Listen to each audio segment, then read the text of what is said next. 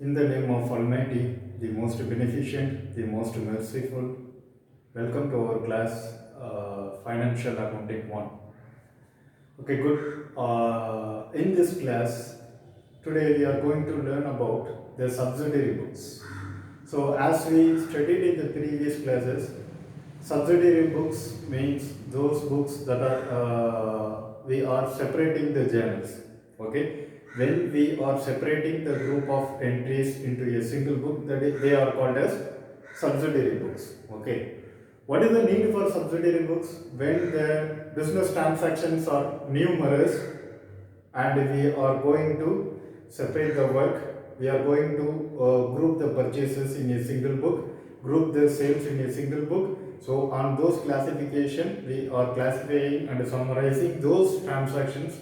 So they are called as subsidiary books. So when we are maintaining the separate book of account for each group of transactions, they are called as subsidiary. Okay, subsidiary books. So here, as we learned, subsidiary books are classified into 8 categories. First one, purchases book, sales book, then purchase returns book, sales returns book, then cash book, bills payable book, bills receivable book, and journal proper. So for journal proper means it is a book which we are going to record the transaction which cannot come under the previous 7 books. Okay, மேலே இருக்கக்கூடிய 7 டிரான்சாக்ஷன்ல எதுலேயும் மேலே இருக்கக்கூடிய 7 புக்ஸ்லேயும் வந்து record ஆகாததெல்லாம் எங்கே record ஆகும்? Journal ப்ராப்பரில் record ஆகும். Okay, today we have the question. I attached the photocopy of that is the question. Okay, in the books of Northern, Mrs. Northern, we are having in the books of Mrs. Northern and Co. They are asked to prepare the question, also to prepare the purchases book. Okay, so for the preparation of purchases book, we need to keep in mind that is only the transaction of credit purchases will be recorded here. This is the first point. And the second thing to remind is we are going to record only the purchases for the business purpose only. Okay, and we are not going to record any purchases that are related to the purchasing of fixed assets in the company or firm will not be recorded here, as it will be considered as the purchase of an asset. It is not for the business purpose. So we are going to record only the credit purchases and not the cash purchases. Cash purchases will be recorded in the cash book. And the next thing is we are going to record only, and the next thing we are going to record is that is the purchase for the business purpose only, and not the purchase or acquisition of the fixed asset will not come here. Okay, it will be recorded in the journal proper. Okay, let's get into the subject. Please look on the question. The rough book of Mrs. Northern and Co. contain the following. They given the dates as 2000 year 2001, March 1, they given some transaction. March 2, they given some transactions. And March 3, they given some transaction. And March 4 and 6, we are having the transactions. So we are going to record those transactions in the books of purchases. Okay, so this is the format of the purchases book. So at the top we have to write the name of the firm, or the name of the firm must be in the books of Mrs. Northern and Co. has been given in the question. So we wrote as books of written as Mrs. Northern and Co. And the next thing is either we are going to prepare purchases book or sales book must be mentioned at the below. And this is the format. First column we are having. We are going to use only the single page for this one. Okay. Date column we are having name of the supplier. Okay. So name of the supplier means under purchases book we are going to record the name of the supplier only. Then ledger folio, inward invoice number. Okay. Inward invoice means it is a document issued by the supplier. Okay, at the time of making purchases must be given. If the inward invoice number has been given in the transaction, must be recorded here. And the next thing is details and amount column. Okay, so we are going to work out under this platform. So first they given the year date as 2000. At the top here we have written the date as 2000 March 1. Okay, March 1. The first transaction is March 1. Look at the transaction March 1, purchased from Seaman and Co. on credit. So they purchased from Seaman and Co. on credit basis, means it is a business purchase and it is a credit basis also. So we have to record this one. So Seaman and Co. Write the name of the supplier here, Seaman and Co. and just underline it. And they bought 10 gross pencils at rupees 10 per gross. Okay, 10 gross pencils at rupees 10 per. Okay, at rupees 10 per gross. So what is the meaning of the term measurement? Gross means 1 gross equals to 12 dozens. Okay, 12 dozens equals to, 1 dozen equals to 12 pieces and 12 dozens equals to 1 gross. Okay, so but they are given both in the gross, so we need not worry. 10 gross pencils at rupees 10 per gross. Okay, they have given this.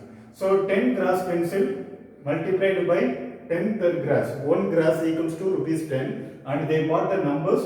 10 numbers means 10 into 10 equals to 100. Okay. So first we need to write it on the details column. Okay. After making the finalization amount only, we have to post it to the amount column. Okay. And the second thing is they given 2 gross registers at rupees 24 per dozen. Okay. So 2 gross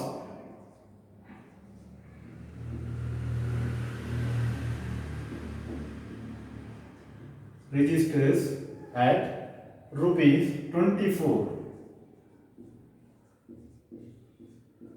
per dozen.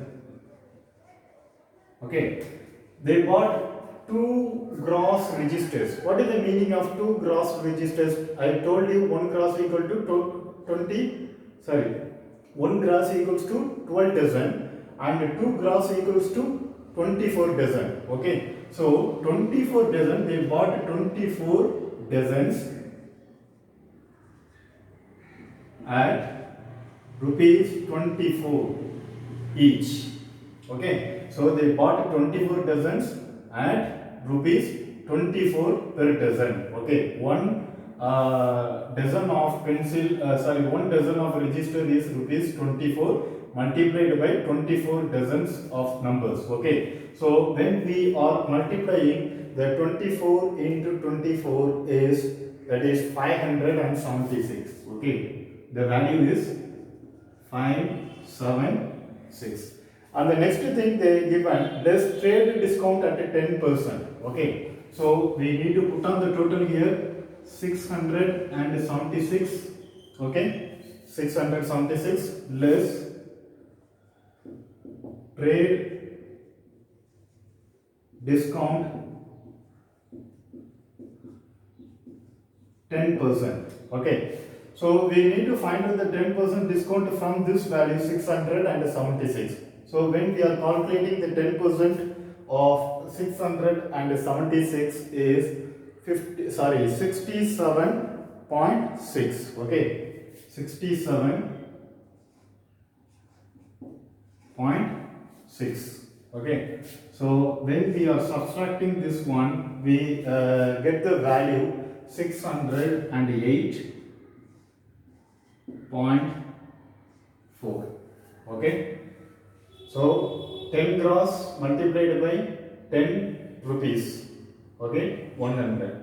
And 2 gross register, they have given the value of per dozen. Okay, so we need to calculate into dozen. So 1 gross equals to 12 dozen. So 2 gross registers equal to 24 dozens. So 24 dozens into 24 rupees means 576. The total is 676. Unless we are making the trade discount of 10%, that is at 67.6, and the outer column value is 608.40 basis. Okay, so this is the first transaction we done, and the next one is on March 2, purchased for cash from stationery mart. So we need to get into mind that is purchases for cash should be ignored. Okay, we should not take these transactions into account because it is a cash transaction. It will be recorded in the cash book. And look at the next thing. Purchased typewriter for office use from Modern Goods and Company on credit for rupees 2000. Here they are purchasing they bought the typewriter. So typewriter is considered as an asset. So when we are buying the furniture for the business means we are not going to make the sale of the furniture, just we are making for the office use. Okay. So when we are making the purchases for the use in the premises means they will not be considered as the business purchases. Okay, it is considered as an acquisition of asset. So this acquisition of asset must be ignored. Okay, we should not take into account of the purchase of typewriter as it is an asset. Okay, right. And next we move on to the March 4. Okay, March 4 purchased on credit from the Paper and Co. Okay, what is the name of the supplier? Purchased on credit from the Paper and Co. March 4. Date March 4. Paper and Co. Okay. What they are making purchases? 10 reams of white paper at rupees 10 per ream. Okay, 10 reams of white paper. Of white paper at rupees 10 per ream. Okay, at 10 per ream means it is 100. Okay, 10 into 10, 100. And the next thing is 20 reams of color paper. Okay, 20 reams of color paper at rupees 15 per ream. 20 reams of color paper at rupees 15 per ream. So 20 into rupees 15 means that is 300. Okay, so we get the total of and the next thing we need to look into it, they have provided the trade discount of 10%. So that must be considered. So 100 plus 300 is 400 and we are making the deduction of trade discount at 10%. So when we are calculating the 10% from the value 400 is 40. Okay. So the outer column value is 360. Okay, 360 is the outer column value. And the next transaction is on March 6, purchased 2 dozens ink pots at rupees 1.50 each from Mrs. Krishna Krishna Brothers on credit. So this must be taken into account. So date of the transaction is March 6. March 6. What is the name of the supplier? This is Krishna and Co. Okay. So the name of the supplier is Mrs. Krishna and Co. and purchased 2 dozens, okay, of ink pots. 2 dozens means that is they are buying 24 ink pots. So we can write at 2 dozens of ink pots at rupees 1.50 each. So it should be calculated as 2 dozens means 24. 1 dozen equals to 12.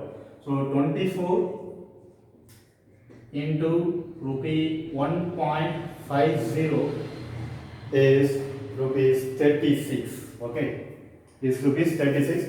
As there is no discount has been given in the transaction, we can straight away write it in the amount column. Okay. So the value is 36. Okay. So the value is 36 rupees, and we put on the total.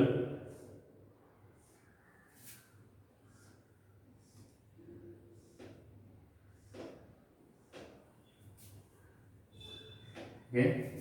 We put on the total. There is 4 is there. 8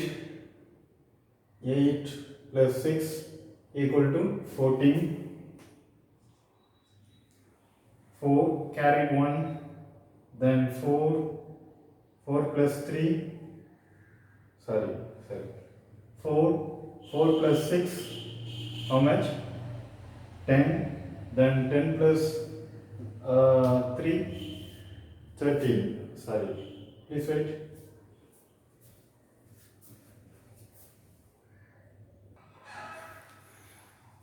Yes, we have 8 plus 6, 14, then next one carried 1, and 6 plus 1, 7, 7 plus 3, 10, 0, carried 1, 7, 7 plus 3, 10.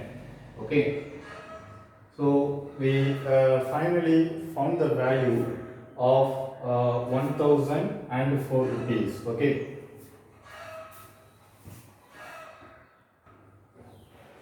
So we found the total of 1004.4. This is the total of the purchases book. Okay. So this is the total of the purchases book, and we need to post this amount in the ledger account monthly, on monthly basis. So this is the transaction for the March. Okay. So we should prepare the purchases book. Purchases account. So this is the ledger account, and we need to give the final date, that is the 31/3/2000 to sundries. It should be written as to sundries, and the total of this amount should be posted on the debit side, that is 104.4. Okay, this should be written as in the ledger account. So this is the simple step or the method of preparing the subsidiary books. இங்கே நம்ம கவனிக்க வேண்டிய விஷயம் என்னன்னா, ஒன்று business பர்பஸுக்காக அவங்க purchase பண்ணணும், அதை மட்டும் தான் நம்ம ரெக்கார்ட் பண்ணணும். அசட்டு பர்ச்சேஸ் பண்ணுறாங்கன்னா அது பிஸ்னஸுக்காக பர்ச்சேஸ் பண்ணலை, அது வாங்கி விற்கிறதுக்காக அவங்க பர்ச்சேஸ் பண்ணலை, அவங்களுடைய ஆஃபீஸ் யூஸுக்கு இல்லை பிஸ்னஸ் யூஸுக்கு வந்து வச்சுக்கிறவங்கள தவிர நாட் ஃபார் த ரீசேல். இங்கே ரீசேல் பண்ணக்கூடிய புக்ஸை மட்டும் தான் இங்கே நம்ம ரெக்கார்ட் பண்ணணும்னு சொல்கிறாங்க. ஓகே, அப்போ அதை நம்ம கன்சிடர் பண்ணணும். Next thing is we need to take into the cash. Okay, we need not take into the account of cash transaction. So the cash transaction பொறுத்த வரைக்கும் கேஷ் புக்கில் தான் வருமே தவிர பர்ச்சேசஸ் புக்கில் வந்து நம்ம கிரெடிட் பர்ச்சேசஸை மட்டும் தான் நம்ம ரெக்கார்ட் பண்ண போகிறோம். இந்த ரெண்டு பாயிண்ட்டையும் நம்ம ரெக்கவர் பண்ணி கரெக்டாக நம்ம ப்ரிப்பேர் பண்ணணும். And we need to follow the trade discount for everything. Okay, so in case if it is given in the question, we need to deduct the trade discount for every transactions. So here the need to take into mind is, here they have given us 10 gross. 1 gross equals to 12 dozens. Okay, 12 dozens, and 10 gross equals to, it may be 120 dozen. 10 into 12 means 120.